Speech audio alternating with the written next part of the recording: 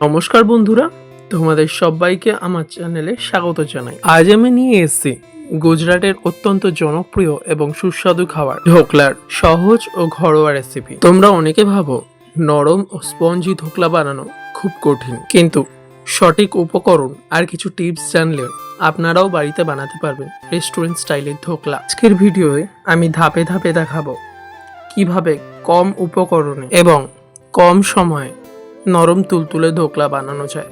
চলো তাহলে আর দেরি না করে শুরু করা যাক আজকের মজাদার ঢোকলার রেসিপি। এই ঢোকলা বানাতে আমাদের কি কি উপকরণ লাগছে চলো তাহলে একবার দেখে নিই। লাগছে বেসন, ইনো, হলুদ, এই থালার মধ্যে রয়েছে কাঁচা লঙ্কা, লেবু, সাদা সর্ষে, কারি পাতা, রয়েছে নুন, রয়েছে চিনি।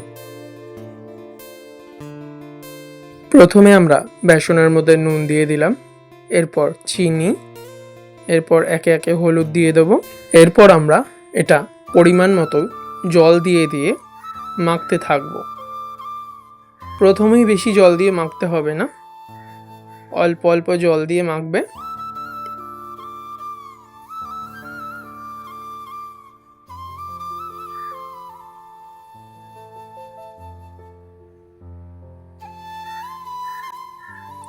তোমরা দেখতে পাচ্ছ বেসনটা আমার মাখা হয়ে গেছে।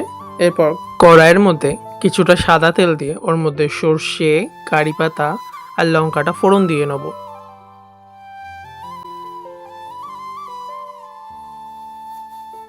ফোড়ন দিয়ে ভালো করে একটু ফ্রাই করে নিতে হবে, হালকা হালকা ফ্রাই করার পর এর মধ্যে জল দিয়ে দিতে হবে। জল দেওয়ার পর এর মধ্যে পরিমাণ মতো চিনি আর নুন অ্যাড করে দিতে হবে।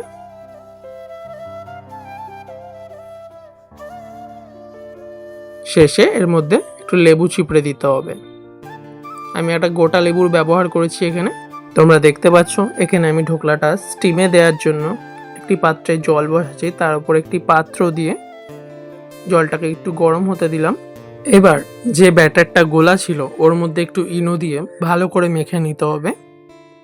ইনো মাখার পর বেশিক্ষণ এটা বাইরে রাখা যাবে না।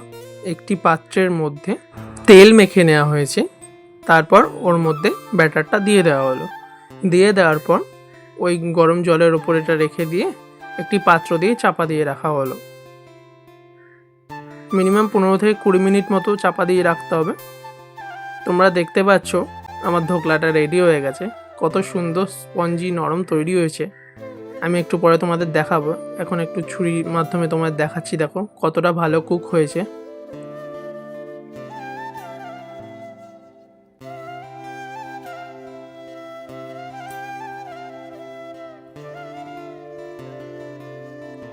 এবার ঢোকলাটাকে আমরা কেটে নেব সাইজ করে, ঠান্ডা হয়ে গেছিল।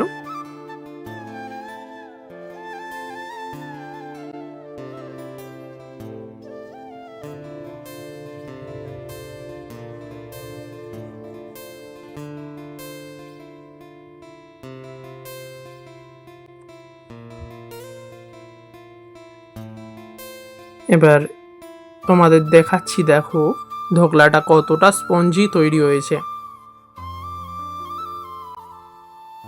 এবার এর ওপর দিয়ে যে জুসটা আমরা বানিয়েছিলাম সব ফোড়ন দিয়ে, সেই জুসটা এর ওপর দিয়ে দিয়ে দেবো। তো বন্ধুরা, তোমরা দেখতেই পাচ্ছ আমাদের নরম স্পঞ্জি এবং সুস্বাদু ঢোকলা তৈরি হয়ে গেছে। আশা করি আজকের রেসিপিটা তোমাদের খুব ভালো লেগেছে।